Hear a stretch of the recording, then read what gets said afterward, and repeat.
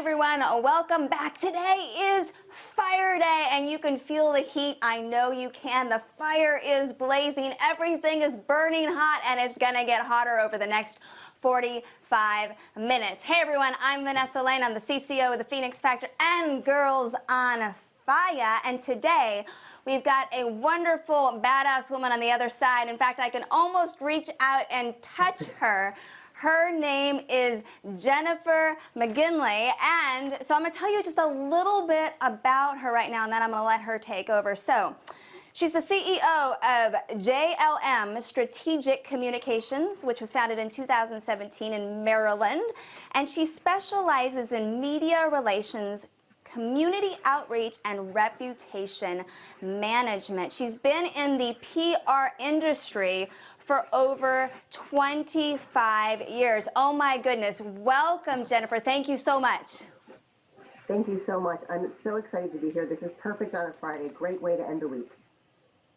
Aw, thank you so much. I'm going to just double check and make sure right now that on Facebook we are live, and we are.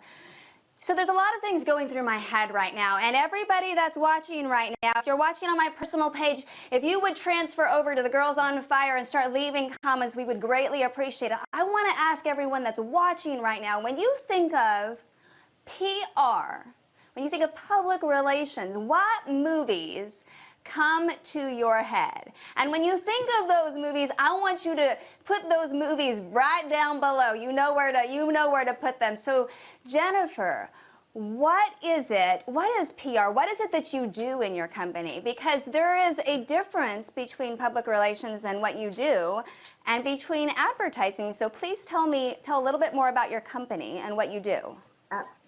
Absolutely. I'm thrilled to. And public relations is really about building relationships, so an organization that I help can build awareness and communicate with a community that they truly want to serve. So I think the most important thing about public relations is building solid relationships, building awareness, and connecting with others. Perfect, perfect. Now when I think of public relations, and I'm asked everyone to start dropping movies, please keep dropping movies of what you think of. So some of the big ones that come out to mind, and I made a list for myself here, you know, I think of one of the most recent ones, Thank You for Smoking, but I also think, on top of that, in a way, I think Jerry Maguire. Now, Jerry Maguire was an agent, but I think, like, from a PR standpoint, he had a lot of relationship building to make, and how much of what you do is like movies? Because, you know, movies have a certain spin on public relations. And can you break it down a little bit more of maybe a day-to-day for you? The day-to-day right now is very different than being in an office. Being in an office was a lot busier, especially if when I worked Columbine, the Columbine shooting, when I worked 9/11, that was a very reactive response and in crisis mode. But right now with me, I am really trying to help clients that are not in a crisis mode at this time, but really trying to build awareness, and some of them are startups or individuals. So it's doing research, it's being on social media a lot more and engaging on my end as well, more than I ever thought it would be. So, and like we were discussing before, social media has completely changed the landscape of public relations, because all those years ago, with the iPhone and with social media, anyone can write and anyone can be a journalist, but we need to be careful about the quality and where that information is going and leading to, actually. So is that something that you help your clients with, is to better articulate who they are and what they do in a positive light to get them more traction rather than just dumping a Google ad? Exactly. I don't do any advertising. I am coming at public relations from an earned media perspective, so I handle media relations, reputation management, and community outreach. My background is in nonprofit healthcare higher ed, so I really have that kind of servant leadership stance on PR, which is a little bit different from an agency might have, or other really organizations. And what I help my clients is, and I love things in threes, I always think of a triangle, is, increase their connections, increase their visibility, and increase, most importantly, their credibility, so that they are seen as an expert in their field, basically, or as a thought leader. Now my mind is racing now when it comes to public relations. You know, I think news, I think TV, I think newspaper, I think social media. You know, how do you meander for your clients that road of visibility when the options are so numerous, especially now with the introduction of iPhone, iPad, Facebook Live, oh my gosh, LinkedIn Live, everything's now live. Yeah. So what are the avenues that you have to process for your clients in order to best articulate their needs and things? It's a fantastic question. And really, when I meet someone and have that hour deep dive conversation and I just simply listen, I listen about their history, their story, and I always say to who, what, why, when, and where. Then I begin, and then my brain starts going off and the synapses start flying, that I think of ways that I can help them reach their goals and what's important to them. You know, podcasting is the hottest thing and videos are the hottest thing. And I know with you, helping people find the value in doing videos so that you have that eye, you can see that person's face and their eyes and their voice and really learn more about them. It brings really that human factor to them, and storytelling is a really hot topic as well. That I was in a newsroom and I hang out with the media locally monthly, and storytelling is the hottest, I guess, perspective or angle to take on a news story for a client. If I can bring about a story that resonates with that media outlet and their audience, that is when I'm able to win a media placement. So what I love I'm hearing you right now is it's a win-win. It's a collaborative effort between the media outlet and your client. And that's what Brandy and I are always talking about. It's definitely that collaboration over competition. There is a way for both parties to win, you know, and not necessarily the win, but there's a way for them to reach a common goal for each other and to benefit from the collaboration. What do you feel about that? That is so perfect. I'm so glad. I wrote that in my notes too, that when I work with a client, first of all, it's a lot of trust and they have to understand public relations. So I need to find out what their history is with PR. Have they already done a couple of media placements or interviews or been on live or been interviewed by a newspaper or been on a podcast? If not, I have to bring them up to speed with what public relations actually is, the value and the reality of what can happen. Also, it's collaborative because I remember telling a couple of clients, I'm going to go with my gut and my instinct. If there is breaking news on a topic that you're going to fit in, I'm going to text you and you need to be available in an hour. And that actually happened at the end of September with the Ford Kavanaugh trial. I had a client that was really part of the Me Too issue, the story. And I literally said, we're blowing up and I'll be at your house in 45 minutes. And I left a meeting and I said, I will be there and the news camera will show up 15 minutes later. Get dressed. This is what you need to wear. Let's go over your talking points. And that, to me, I love that. That just makes me so excited and just gives me such a high, just like hanging out in the newsroom. In fact, the first day I hung out in the newsroom, it was KYW in Philadelphia, and I was working with an anchor woman, and it was 1990, when the Afghanistan war started. I was able to get the telex, or the Tinker, not the Tinker tape, but the telex come through that the U.S. had gone to war. And to be in a newsroom, and unfortunately it is a crisis, but when everybody works together and collaborates together and is a team, that's when success increases.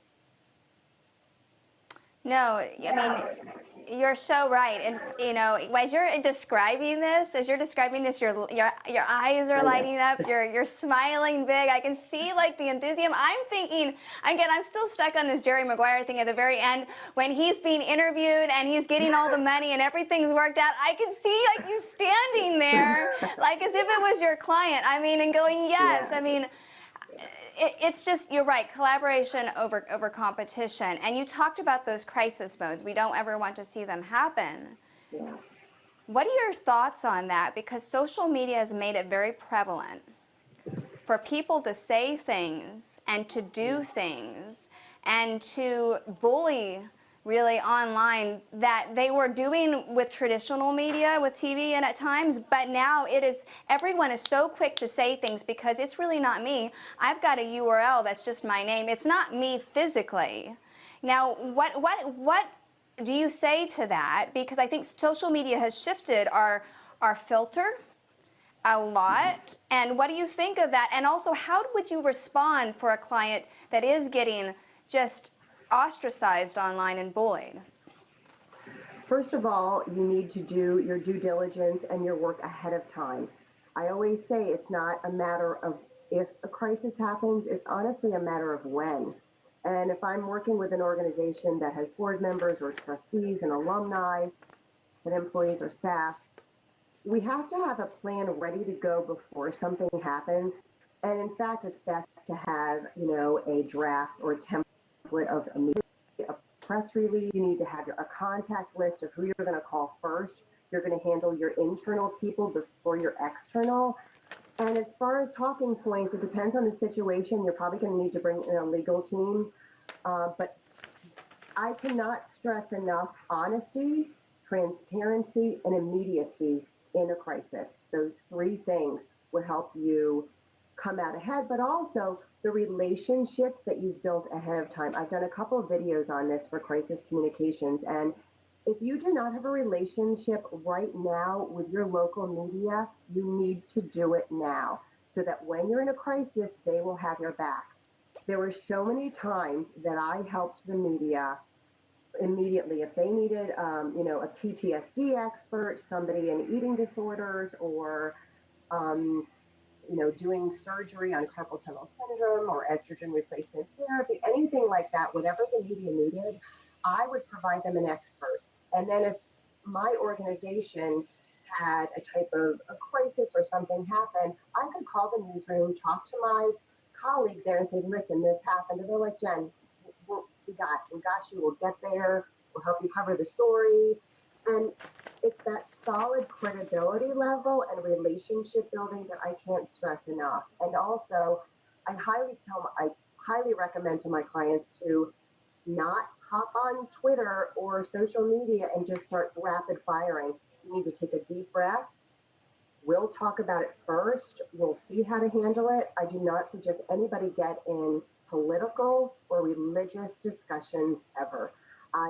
Even some close colleagues of mine, I've noticed that they've gotten into this just because it's really heated right now, especially here in the United States with everything going on. But nobody really comes out on top and is seen professional or appropriate in those moments. And I just think it's better to just keep your mouth closed and not engage in conversation. If it's not going to help your business or help you funds, yeah. Go ahead. Oh yeah, I highly recommend just not playing the game and getting caught up in the drama of it all. Nobody looks good when they're doing it, and they're kind of reducing themselves to a lower level, and I just don't recommend it. It is. You start digging yourself out. There's been a lot of things recently. I'm not going to quote who it was because I'm not sure, but there was someone in the movie industry that had released a quote on Twitter, and then they redacted it within just a few hours because they got so much flack over it. And then by pulling it, they actually got more bad press because everyone's like, oh, well then they know that they did something wrong. And like you said, often by saying nothing is the best approach. Because you're right, it's about relationships. I mean, it's about relationships, and I want to touch on that because now that we've touched, and I want to get to your story, but I want to touch really quickly on relationships. I've heard, and Brandy has heard, and it's about, people tell us, oh, well, so-and-so got 30,000 views on their videos, or oh, so-and-so got 1,000 hearts, or oh, this, and I'm like, and Brandy and I are constantly going, okay, so how many of those people are you really connected to, and how many of those people, not only are you connected, but how many people are using your services from that? I mean, you could have 100,000 views on your YouTube account, and nothing is happening. So what do you tell? Because again, Brandy and I are big proponents. It's about collaboration. It's about the relationship. It's about really communicating back and forth with people, and not just, hey, I just want the visibility. I just want to be called, hey, I'm an influencer. Just because it's a tool title, it's truly about what's going to feed your soul and your family. Exactly. And I had to take a step back and take that perspective too on my own, because I had worked for these amazing organizations, these amazing universities, but coming, taking a step back and becoming an entrepreneur is almost like starting from ground level, which is really difficult. And also being a part of this social media frenzy that I just navigated on my own. And I had some people tell me, oh, Jen, just go fast, go hard, get on there, bring your business, hurry up, hurry up. But my gut has always been slow and steady wins the race. And honestly, there is no race. I mean, I don't compete against anybody else but myself. That's the way I've always been. And it is honestly a marathon. It is not a sprint. And so many influencers are not making money, and they're getting caught up, and it's your self-worth and your credibility level, and how you handle yourself. So I'm very thankful that I have the values and ethics that I was raised with. I hold them very dear, and I think the way I'm running my business is going to work because I'm being very thoughtful, strategic, and careful about it. I've definitely made mistakes since I've started, and who I associate with, I have to be really, really careful, and I have to be careful who I trust. But I'm not making money on the likes and the views. What I'm trying to do is to educate others on the importance in public relations. I'm trying to put myself out there, which is really uncomfortable and difficult for me because PR people are behind the scenes. I was also raised to not be, out there, not be boastful. So that's really difficult for me too. But I also realized I can't fake it. I need to get out there. I need to experiment with social media and do interviews like yours to teach myself so that I can be more valuable to my clients. And that's credibility. If I say, oh, it's so easy to go on live TV in the morning, it's no problem. But if I haven't done it yet, or I haven't done a podcast interview, actually, that's not really very fair. So, I think the likes and the views are great. And if you start trending, and I've trended with a couple of things, but, I'm not getting paid for clicks and for views. I am working every day really, really hard. Commented on LinkedIn, just do the work. You can't fake it. And then it's the slow progression of me getting clients that are, are the clients I want and I really value very much. So it's a slow process. I think anything that happens really fast, I'm not sure the longevity there, to be honest with you. I don't have any statistics on that. That's a great point. Brandy is online. She said, hey, ladies, yes, storytelling is where it is at. But it is true. It's not, like you said, it's not going to happen instantaneously. And whether you're learning something new, whether you've never been introduced like me, PR is very foreign to me, and we get the same thing where our clients will get very frustrated at times. But again, Brandy and I remind them, it's the long haul. It's making minor adjustments and being graceful with yourself, appreciating the fact that it is going to take time to learn whatever works for you, and what works for you may be different than the next person. And to really, though, take that time. And as I'm talking about time, this is where I'm going to transition to that. We've talked about prior to going live that we have to be graceful to ourselves, that we have to take time for ourselves, we have to refill our cup. And we talked about that last week with Jennifer Spohr. What are some things that work for you that help you to refill your cup so you feel energized to go in 45 minutes to go to a client and say, yes, we're going to do this? Yeah. My favorite thing is working out and exercising. I have loved it as long as I can remember. And my parents were that way too, tennis or running or exercising. But for me to get that serotonin high, those endorphins, or get clarity every day, a good 1 hour spin classing makes me so happy. I mean, and I did that today, or running on a beautiful day, or doing some HIIT training. So for me, it's exercise, but it's a balance. I mean, I'm a mom, I'm a wife, I've been married for 20 years. Nothing is perfect. There are ebbs and flows in every facet of my life, and I am far from perfect, but every day I just do my best. And at the end of the day, I have a clear conscience that I'm trying to make this world a better place, but I need to fill my cup up, and I've gone years on being empty, so I've learned recently, again, that I need to take care of myself and my husband will say it's almost like you got to put the oxygen mask on yourself in order to help others.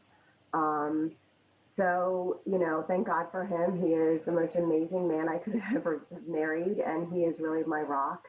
Um, yeah, it's a day by day practice. I think just working really, really hard. So what are those things that you tell yourself? Because we all go through those moments. I mean, I've gone through those moments recently where I'm like, nope, nope, social media is going off. I am going to spend 2 days with nope, I'm going to I'm going to do this, I'm going to drop the phone. Like you drop the mic, I'm going to drop the phone. What do you tell yourself that's okay? That's okay when you say, hey, Yeah. I need to take a pause. What are the things though you tell yourself to go, okay, my pause, I took my pause, I'm going to get back on that horse, because the horse never left. It just stopped to eat some grass. So it's still there. So what do you tell yourself? I take a deep breath, and I'm really bad. I am definitely addicted to my phone. In fact, my husband and I were watching a show last night, and I said, take my phone. He's like, you need to throw it across the room. And I'm like, oh my God, I'm so addicted because I feel like I'm going to miss something. But, it's also my brain in the way it's like, it just makes me happy to be very aware of everything that's going on. And I mean, literally, I have a TV in my kitchen, and a friend of mine came to stay with me, and she's like, "Oh my God, of course you have a TV in your kitchen because you're watching CNN." I'm like, "Of course I'm watching CNN because I'm a news addict." So I mean, I grew up watching the Today Show, so I have to be more careful, and that's something I need to work on for sure. I'm But not there yet. it's one thing when you love it and you're cognizant of it and you're cognizant of saying, I need to take a break. And so many Right. of us, I had to do that yesterday where I was like working and working and working until I left for a meeting. I'm like, I need to take 5 minutes with my babies because they need some quality time, or 20 minutes with them. Like they need some time, but you're cognizant of it, that it's not Yes, something very. you don't love. And let's talk about that Yeah. love. I want to talk about that because we haven't gotten to it. What was the thing? What was the shift?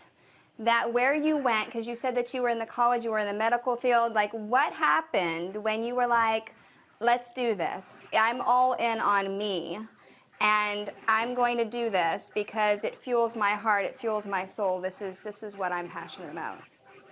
Yeah, I worked for years for hospitals and higher education, and amazing, amazing leadership, amazing teams, amazing supervisors or bosses.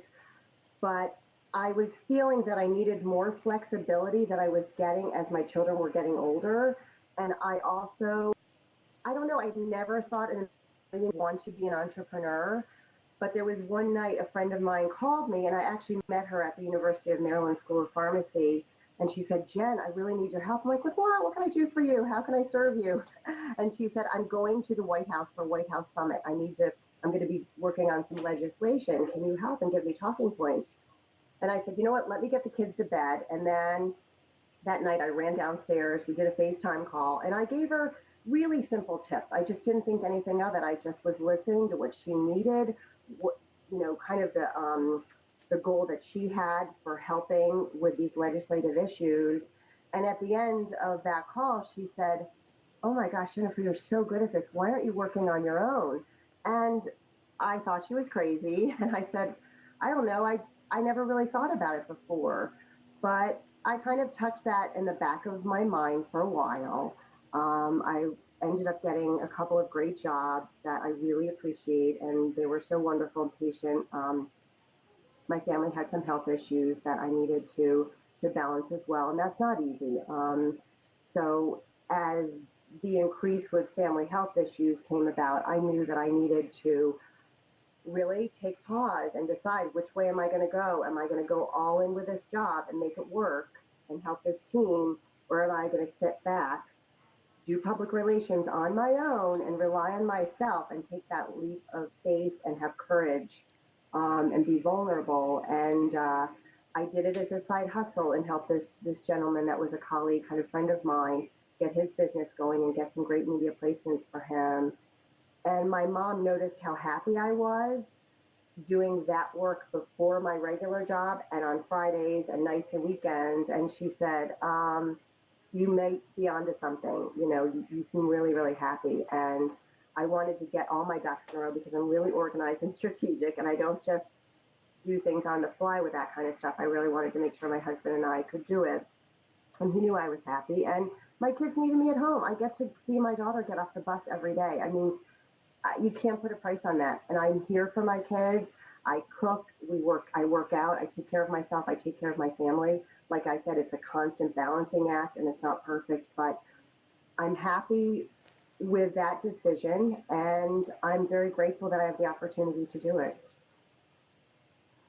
Perfect, perfect. So we've got Lori Knutson. Lori Knutson, thank you so much for being on. Everybody that is on, what questions do you have for Jennifer? Thanks so much, Brandy, for being on also. You know, that's something like you said, you know, Brandy makes this, sorry, Brandy, I'm going to misquote you right now. You can drop the actual quote. But she always says, you know, money allows you the freedom and options of doing things. And then I also say with that, but money doesn't always feed your soul, you know, and I can remember, you know, my dad worked so hard. I mean, gosh bless him, he did. He worked so hard, and, you know, we didn't have money growing up, and he went back to school, and then when he got his degree, you know, he traveled so much to provide for the family to the where that he only came home on weekends. And, you know, I have had long conversations with him because he regrets it, saying that I wish I had been there more. And I said, well, to me, although I was sad not to see you, I still look at the quality of time. And for him, he said, but it's not just the quality of time with you or the quality of time with your mother. It's the quality of time with myself. I was chasing this six-figure, seven-figure, whatever I wanted, and I forgot that I needed to feed my own soul. And it sounds like, especially when I see you and you talk about last-minute things with your client and you're going to run over and the news is coming and all, I mean, you light up. There is a passion. There is a joy. There is something that you can see your whole body change, and it's just, you can tell that you definitely are doing something that is such a love for you because, like you said, you're getting to, as you say, serve others. Yeah, and that's something. Go ahead. Yeah, that's something. Yeah, I'm sorry to interrupt. There's a little bit of a delay as well. That's something I learned from my dad. He worked for 50 years for Catholic colleges up and down the East Coast and then in Dallas as well. And literally, he involved all of us. The four of us were really involved in his life and his job and fundraising. I would go to basketball games with him, alumni events. I mean, sometimes my brother and I, or I was the only person at, child at these adult cocktail parties. And that literally fed his soul, shaking hands, eye contact, knowing everything, all the small details about another human. And I wanted to start my business so that I could choose with whom I would work and who I collaborate with. I need ethical, honest, warm, caring people that really have the same goals and ideals that I have as well. And I'm definitely having to learn to weed out people and make sure that they're a good fit for me. You know, when I started, I would bend over backwards for anybody else, but now I know that I have to make sure that I can get them the publicity they seek, and also that they're worthy of getting that publicity too, the credibility-wise. So I have to be careful. But like I said, I started this business because I love nonprofits. I love, topics of mental health, nutrition, fitness, the medical community as well. So just helping others, that is what definitely is a passion of mine and feeds my soul. You know, Brandy and I have recently talked about this, is just because you may be able to work with everyone, and this is an overstatement because we can't possibly work with everyone in the world, but just because we have the opportunity doesn't mean everyone is your client. You know, people, I understand this idea of feast or famine, oh my goodness, we're a solopreneur, we're an entrepreneur, we have to just take everything that comes in.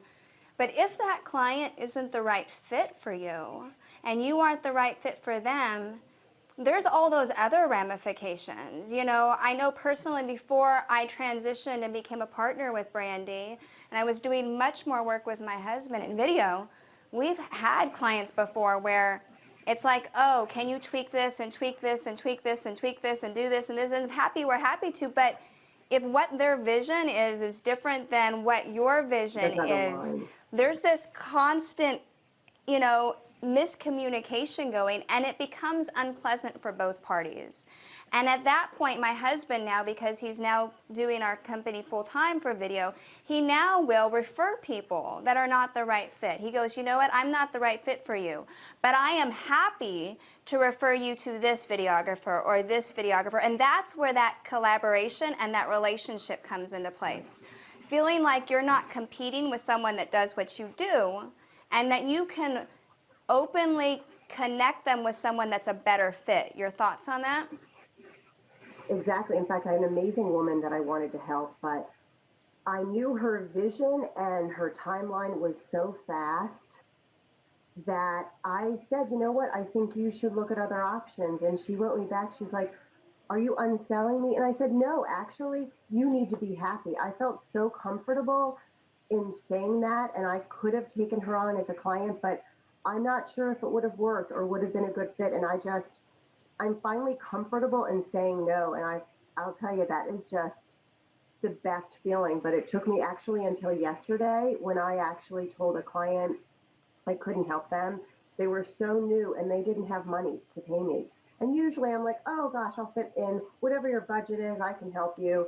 But I can't do that anymore, because if I keep helping everybody that doesn't have money to pay me, in reality, I'm never going to be a solid business, and I can't pay the bills on that, and it's not fair to me. And that was that, you know, defining moment yesterday in the past couple of months that I've had, that I'm like, oh, I'm done. I can't make everybody happy, and I can't serve everybody. I have to figure out how to graciously and eloquently just say no. No, you're so right. It's especially since you like working with nonprofits, you know, that's becomes like that double-edged sword for the last 7 years. You know, my husband and I used to take on every possible in that nonprofit that came. We're like, sure, because we do set aside so many hours a year. Yeah. That we give back our services. But then what happens with that is everybody in the world goes, oh, well, you know who will do it, and they won't charge you for it. And you know who will do it. And although my heart is so full for all the nonprofits, like you said, at some point you have to say no. It's a very empowering but powerful word at the same time, and how to eloquently get it across to where you know that they understand that there's no more room in our cup for that this year. You know what I mean? And that's okay to say. Yeah, that's exactly what I said. I said, you know what, I can offer you some DIY tips. And I said, you know, I've already, you know, kind of done my kind of, you know, pro bono work for the year. I'm so sorry. And when you have a budget, let's talk again. I'd be more than happy. But, you know, I just, my mentality and my brain is wired to serve others and help. But I've emptied too long and been taken advantage of too much that it needed to happen. And I just very comfortable saying no now. Good for you. Good for you. We actually have someone, Ann Thompson. Thank you so much, Ann, for being online and watching. She said, I think the operative words are coming from a place of serving others as well as taking a leap of faith. And she was talking about, I think, what you had talked about a few moments ago. So we're going to get into really quickly. We're going to take a quick pause from this, and we're going to collect our thoughts for the last few minutes of this Fire Day. We're going to get into one thing we call rapid fire questions. And I've got some rapid fire questions for this PR woman.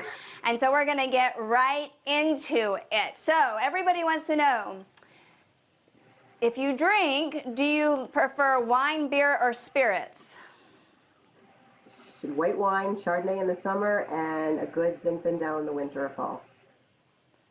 Woo, Brandy, we need to go take a visit, let me tell you. All right, so let me think. Would you rather have, because this is parallels of me and Brandy, would you rather have the entree, the dinner, or would you rather go straight to dessert? That is difficult. More often entree now, even though I love chocolate. Got it. So, because we were talking about movies, and obviously one of the movies that I brought up was the Jerry Maguire, what is one of your favorite movies? Are you into horror? Are you into adventure? Do you like fantasy? We want to know. I love comedy, and actually one of my all-time classic favorite movies is definitely Broadcast News with Holly Hunter. So that totally dates me, but that is one of my absolute favorite movies. Awesome, awesome. And then the last one, because we do know that you love watching news. This is going to be very telling. What is your go-to news source? CNN, New York Times. Woohoo! There it is. Let me tell you. You know what? If my husband could have a TV in every room, possibly, he would definitely do so because he is always scanning the internet. Do you find, though, that you're finding more information nowadays on social media than you actually are on the news outlets? Yeah, and I definitely, Twitter is my go-to for news and anything that's breaking, because I do want to know what's breaking, and that's because I was up on it that one day with that Ford Kavanaugh trial. I just knew that morning that I better pitch this client before anybody else gets there, and it worked. So I need to know what's trending and what's out there, and I love it too. It's just, it energizes me. You know, and I think that's interesting because a lot of people, I know that for a lot of the women that we know, Twitter frustrates them, and they look at that and just go, oh, it's a whole bunch of words. But it is really a wealth of knowledge. People are saying things in real time. I mean, often you will find things like Instagram and Facebook breaking down announces on Twitter in like thousands of feeds, and everybody's posting about it. But it's really have become the go-to place. If something is happening, if something is breaking, if there is a crisis, Twitter is the first thing because you've got millions of people online jumping in to let you know what's happening. Your thoughts? I completely agree with you. And for news, because up in that upper left-hand side, my news, it'll be whatever the breaking news is, like within Philadelphia the other day and the shooting of those 6 cops near, and they closed down Temple University. And I used to live up in the Philadelphia area, so that was worrisome to me, regardless, obviously. But, you know, I knew I could click on that and get that breaking news really easily. And I spend so much time on my phone that whatever I can get there is really, really helpful. Yeah. And so I'm spending a little bit more time on Instagram. I'm learning about that. I'm definitely obsessed with LinkedIn. So I'm on those 3 platforms mostly. Now, we talked about that earlier in the feed. For everybody that's been joining us lately, thank you so much for joining us again, Ann and Lori and Brandy. For everyone that's joining us live right now, we talked about, you know, the idea of being connected, that you should be connected to your local news source. You know, you should have a relationship with them. And for a lot of solopreneurs and mompreneurs and entrepreneurs, that seems quite daunting. They're like, what do you mean? Do I just go knock, knock, knock, knock? Guess who? I've got a story for you. Or no, don't run that, really. I mean, so how do you even broach? Because the media looks like the media is up here. How do you start forming, if you don't mind, can you give us a tip on how to form a relationship? Absolutely. You know, it's just making a phone call and being very honest. And I know a photographer that got some great media placements because she's helping veterans and she does free headshots for them. And I was blown away. And it's being honest, being organized in your thought process, and calling the news desk. You can look it up online, you know, NBC, Baltimore, or Philadelphia, and call the news desk and say, listen, I need help. And this is what I want to do. Who is the best person I can talk to about this? And then make sure as soon as you get that contact information, send that email within the next 20 minutes so it doesn't get filtered down into their emails. And then if they don't respond, call them or email them back, and then do it again. I found the 3-touch approach works better. And they've been very honest in all my meetings. They're like, don't worry about reminding us that you're still there because we get hundreds of emails a day. But I think for entrepreneurs that cannot afford a PR person, and I completely understand and respect this, and honestly, I prefer that you do it on your own until you can afford it. Otherwise, you're going to end up in debt or you're not going to be able to pay my bills. That you need to do it on your own. And it's really all about having your who, what, when, where, and why. You need to know your backstory. And you just have to have a really good, clear vision about what your goal is, and make sure that it's not about you and about getting yourself on that newscast. It's really about serving that television station's audience. And as soon as I explain that to others, it's just a little bit easier and it doesn't sound so salesy. I always say, when you serve others, you never have to sell. Because that was one of the hard things I had being a PR person. I don't, I'm uncomfortable with that very salesy, slick, like, hey, that's not my approach. And I could never do that.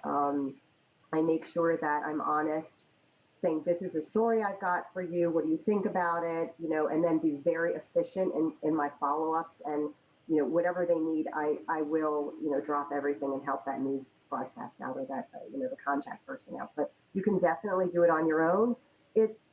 It's a lot of hard work. And I think, I have a friend that a colleague has just hired me because she's been doing a lot of things on her own. But when you can afford a PR person and you're more in a reactive mode, then you're ready for public relations, a public relations expert to come in. But you can do it on your own as long as you're a really good communicator, you can write well, and you can follow up really well. I think that those are the keys. That's great advice, and I think that's great advice all around the world. I tell people the same thing, and I know Brandy tells people the same thing. It's a process. It's not going to happen overnight.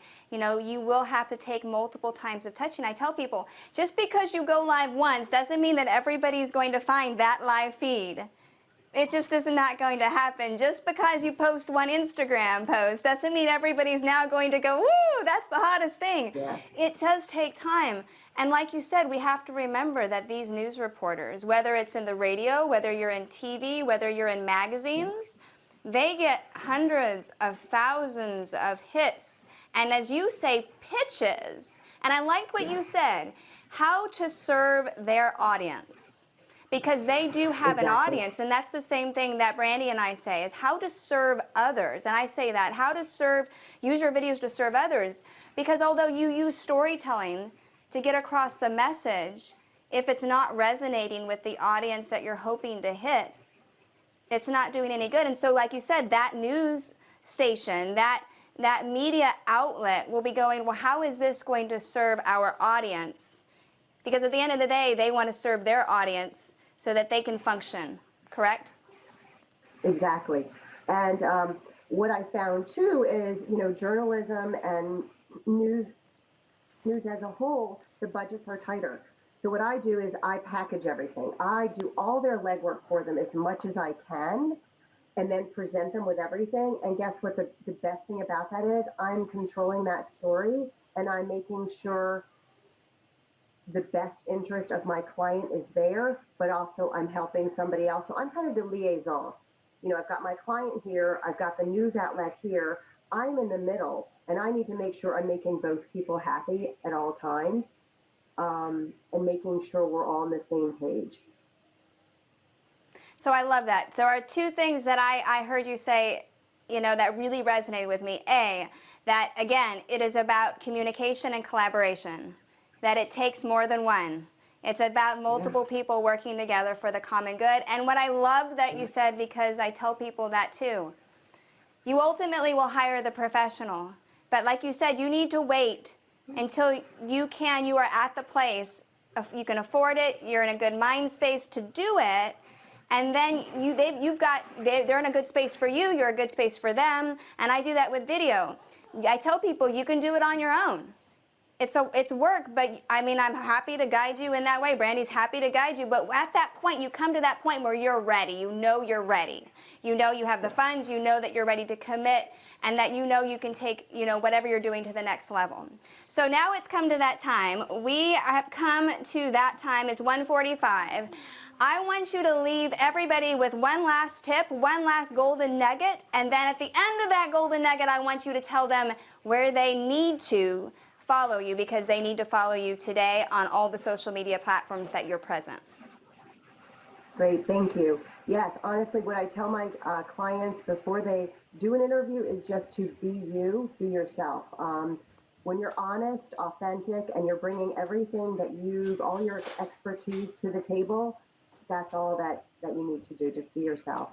And you can find me on Twitter at Jen L. McGinley 16, on LinkedIn, Jennifer McGinley, and my website is jlmstrategiccommunications.com. And yeah, that's it. Well, perfect. Jennifer, thank you so much for joining us today. This has been an amazing Fire Day. We have had the honor and the privilege of having Jennifer McGinley on. She is with JLM Strategic Communications. Please go and follow her on LinkedIn, Twitter, Instagram, Facebook, the world, her website, and be on the lookout for all her tips and things that she's sharing and the news outlets that she's sharing as well. Again, I'm Vanessa Lane. It has been my honor and privilege to be on Fire Day with us. Thank you, Brandy Holloway, for being online with us as well. Again, it has been a wonderful day. I hope everyone has a wonderful weekend. Just a couple heads up. On Sunday, Brandy and I have our Insta Stories, Instagram webinar. Please join us. And then on Monday, we've got Girls on Fire in Norfolk at Supper Southern Morsels, 6:30 p.m. And somebody else is waiting in the wings to join us next Friday for Fire Day. Who is it? Have to wait till Monday to find out. Thank you so much, Jennifer, again, and for Jennifer McGinley, JLM Strategic Communications. Please go and follow her. And this has been Vanessa Lane. We are out today for Fire Day.